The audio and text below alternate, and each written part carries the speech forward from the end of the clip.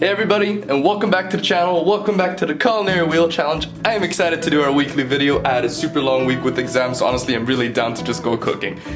As you guys know, our last episode was on Thailand, so we had to switch it up. We had to replace it on the wheel, and we replaced it with Indonesia. Now that's gonna be exciting. I've lived personally in Indonesia, so if we ever spin it, I have a little bit of background, but I'm still gonna have to do some research. Let's not waste any more time. Let's go straight into our wheel spin. Like usual, I'm gonna put, once more, the countries right over here for you guys, so you guys know what each number means. Alright, and we're gonna give it a quick spin. Let's see, are we in shot? Yes, we are. Alright, I've got the list, like usual, on my computer, so I can quickly see. And today we're going with number 9. Number 9 is Vietnamese. Ooh. Now that's gonna be interesting. Vietnamese is pretty fun. I love Vietnamese food. I've got a lot of experience with it because I have it quite often. I think I make it for myself, but I'll definitely do some research depending on the budget we get. Once again, I'll put the budgets right over here so you guys can see what each number means. And we're ready to spin for our second number, which will be for our budget this time, let's see.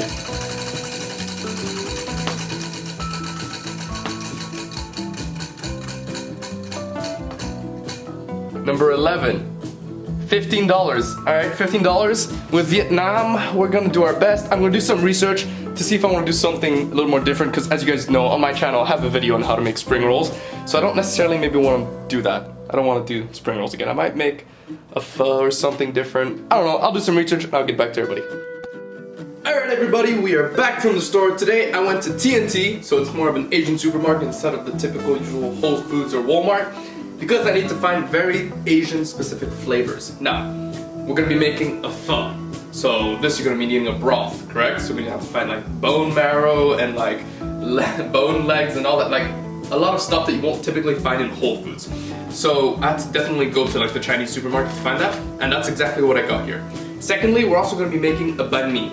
Now this is a French influenced Vietnamese dish. It's in the form of a baguette, and it's gonna essentially incorporate a bunch of like very fresh flavor inside with a form of meat inside, so it's almost like a sandwich. We're gonna be making both of these things with our $15 budget. You're probably like, wow, that's crazy, how can you afford all this? That's because most of the ingredients I actually do have at home, and it's like kinda a little bit like cheating, but then it's also my pantry. I'm not technically cheating because it is my pantry.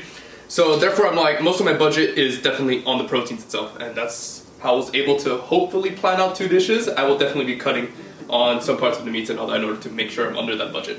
Now we're going to do the quick calculations. I've got the receipt right here, and I'll give you guys an overview of each individual part. Alright, so all the maths are done. You guys will see the budget right over here, and displaying the price of every single individual item. We're under budget like usual, and of course you guys are probably going to notice, wow, there's a lot of like extra protein and extra stuff that's being bought. Yes, that's because I'm buying in bulk, and I can store afterwards for like the next week or 2 or even 3. And so therefore it's actually more like beneficial for me to buy in bulk, especially cuts like with bones and stuff like that. Like riblets and like leg bones are quite hard to find individually, so I had to buy in bulk. So that's the simple reason why you guys might see a lot of things. Don't worry, they're not getting wasted. I will definitely be eating them throughout the whole entire next few weeks. Alright, now we're gonna jump into the sections, starting off with the pho. Alright everybody, this is exactly what you'll be needing for your pho. And so I'm gonna give you guys a quick heads up first. Usually if I'm going with a beef protein base in my pho, I like using a beef sort of broth, but unfortunately I couldn't find it, so therefore I'll be using pork bits. So I have pork leg and pork riblets as my essential main stock in like the broth.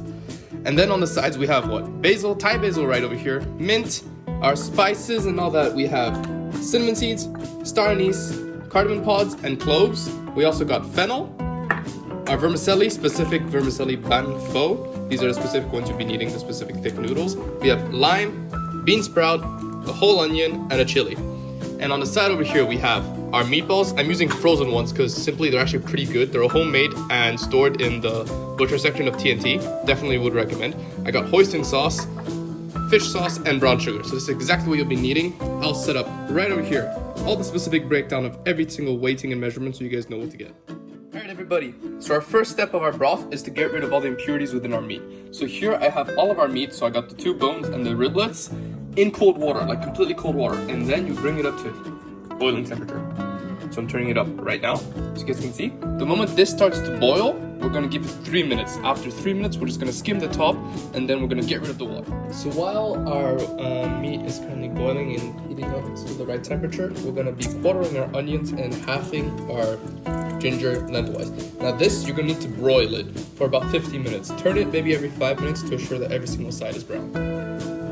Alright, so while our meat is still bringing up to a boil and our vegetable onions and ginger are in the broiler, we're going to be toasting these probably around 5 minutes on a roughly medium high, and you want to get the aromats out. So once this is really fragrant, you can probably stop. So just give these guys maybe a turn every 2 minutes or so and make sure they don't burn. Alright, so the first boil has been done. What I did was I emptied, drained the water, got rid of the meat, and then I rinsed the meat under warm water to make sure we get all the impurities out of there. Now, you have to scrub the pan to make sure none of the impurities are left. And now, same amount of water, just to the top. We're gonna put this on, once again, cold water, super cold. Put this up to a boiling heat, and once this water is brought to a boil, we're gonna add in our spices. Alright, so our meat had just gotten to a boil. I put it back down to a light simmer. We've got our spices here, and our lightly charred onions and ginger. What we're gonna do, we leave this on a simmer and we're gonna add literally everything into it. Now, for your spices, if you have a form of cheesecloth, which you can like wrap and tie it up with, like, let's say butcher's twine, that would be perfect so your spices don't fly all over the place. Now, I personally don't have it and I couldn't find it. So I'm just gonna have to put them like this, and then I'm gonna have to find a way to scoop them out. But if you do have cheesecloth with butcher's twine and make a little knot, then you'll be absolutely set and it'll be much easier for you. Now, what we do, we're gonna add everything in here, right, like this.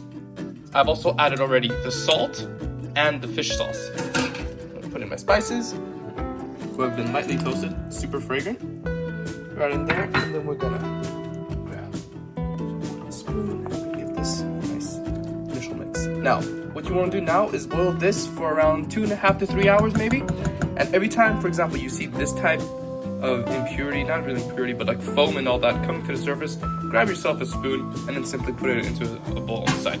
You can keep an eye on this maybe every 10-15 minutes, come back, see if you got any like foaminess, and then take it out into a bowl and then you'll be good to go. We leave this on low to simmer for about 3 hours and we'll be good.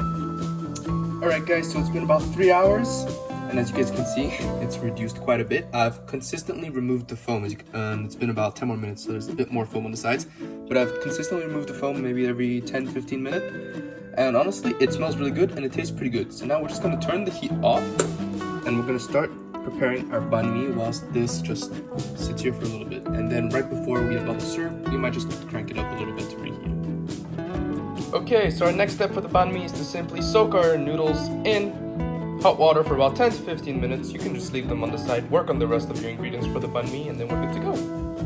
The water is just boiling now. Now these are already practically done because they've been soaking, so if you touch them, they're almost like ready. So what we're gonna do, we're gonna grab them real quick. All of them, don't worry, I washed my hands just before this. I'm gonna pot them. We're gonna put them all into the hot water just for about 10 seconds, and then they should be done. So I'll give it about 10 seconds. And once that is done, I'm gonna use this right here, into here, put our sieve in there so we don't lose any of the noodles. All right, probably another 3 seconds. 3, 2, 1. All right, take them off the heat. And now grab it slowly. Slowly does it, and right into here. Okay, so we have just sieved all of our pho broth through here. So we have all the meats, the onions, the spices, and all that. So, you know, in reality, you don't necessarily need a cheesecloth if you have a sieve. But a cheesecloth is always easier, I guess. And all this, I will definitely be like either snacking on later on tonight or sometime during the week. I'll definitely not throw this because this just looks amazing.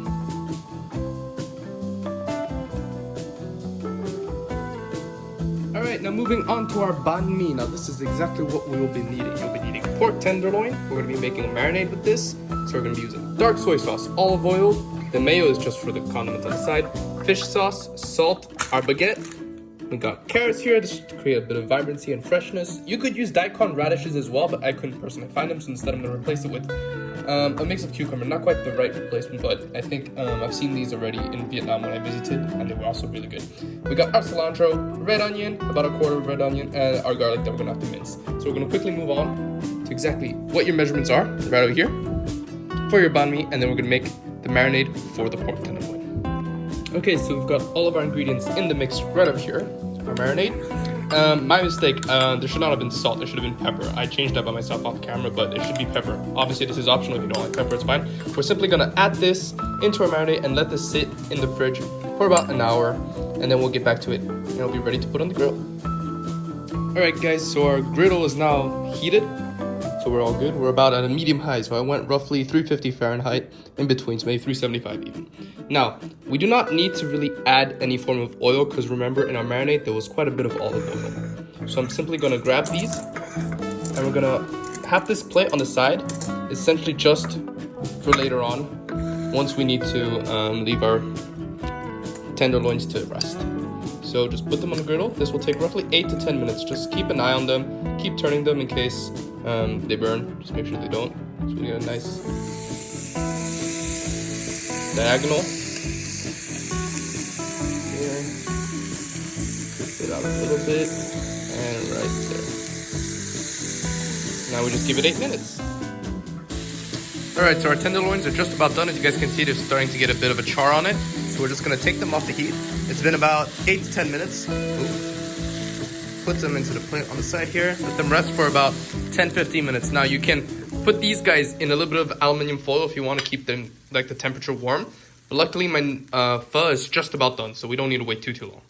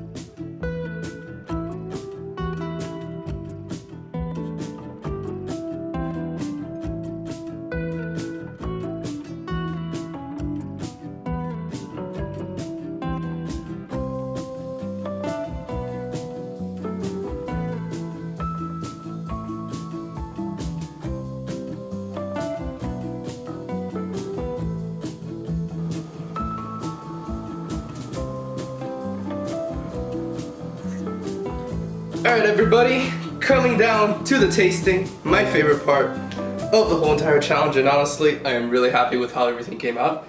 Like, pho I've never really made at home, and banh mi especially not, ever since last time I visited Vietnam, and it just looks great. I'm really happy with how everything turned out. I think we're gonna start off with the pho, because it's still warm, and I don't want that to cool down too much. So we're gonna quickly get the lime, squeeze that all around. Wow, the broth is really good. Okay, maybe I got a chili seed. It's a touch spicy. I think I may have gotten a seed. But the flavor is actually really, really good. Obviously, I don't think it's necessarily as maybe strong as like another restaurant, probably because they do the broth for a longer time or used maybe a stronger flavored meat. But honestly speaking, it's actually pretty good. I'm really happy with it. Maybe it's because I used pork. Maybe if with beef, it would have been beef. It would have been a little more different and a little stronger, like, you know, going well with the other beef aspects in our dish. Honestly speaking, it's not bad. You just literally travel to Vietnam. You get the hoisin sauce, the sriracha kick at the end. The beef is honestly splendid. The noodles nice and soft. A touch of cilantro in there too. Very fresh, very good. Honestly, the dish ties super well, like it ties really well together, and I'm honestly really impressed. I would highly recommend this pho recipe. It's not too complicated. A little long, yes, I get it, but honestly speaking, very delicious. 9 out of 10. I think 9 out of 10 is solid. If the meatballs were probably homemade, I'd easily give it a 10, I'd say. But honestly speaking, really, really good. Now this banh mi is probably my favorite sandwich, I'd say. Simply because you just get a mix of refreshingness and like a juicy meat and like very like sweet, sour, a touch spicy because of, maybe not spicy, but a kick with the garlic and all that. And with pork is honestly my favorite. I know that in Vietnam they also make it with pate inside. I obviously couldn't find pate within our budget, it's a little expensive. So instead we're gonna go with this, not even low budget, this is probably still decently high tier because of the pork tenderloin that we're using. We're gonna give it a quick bite. Let's just see how this tastes.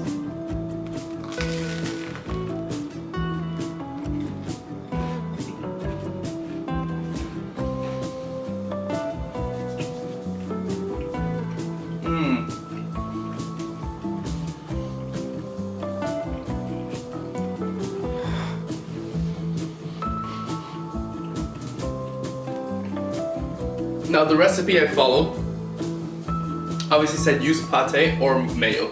I didn't want to use pate because obviously with the budget issue. The mayo is honestly, I didn't put too much because I didn't want it to overwhelm it. Just a slight touch of it is not bad. But the sweet and sourness of the pork and how tender it is, it literally almost melts in your mouth, especially the fat cap. Absolutely gorgeous. And then that freshness, the cilantro, the zest, and like the cucumber, everything cuts right through everything very, very nicely. Honestly speaking, I am so happy. It turned out so damn good. And I'm just gonna keep enjoying this off camera. It's currently 12:48. So yes, it's past midnight. I took, I think, about 6 hours to prep everything. But I'm not even mad. This was so worth it.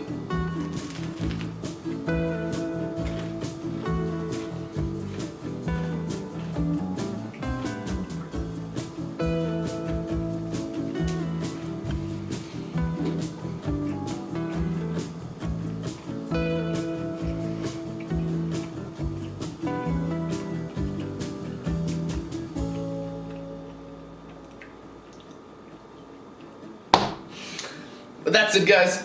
Hope you guys enjoyed this episode. I honestly loved it. Vietnamese food is one of my favorite in the world. And I'm gonna have to say, it's an astounding effort. This is probably one of the most solid performances so far, if not the most solid, in terms of flavor. Plating, I'm not sure, this is gonna be up to you guys in the comments. But in terms of flavor, I think this just takes the win so far. Absolutely amazing. I just love both dishes. And yeah, I'm gonna go off camera now and enjoy both dishes fully. I'm gonna literally clean up both plates. And let me know if you guys liked it, liked the idea, maybe what type of banh mi you guys prefer or what you guys like in your pho specifically, because I know that there's different types of phos. And maybe what even is your favorite Vietnamese dish. But that's it. That's all you guys get to see for this episode. Hope you guys enjoyed it. See you guys in the next one.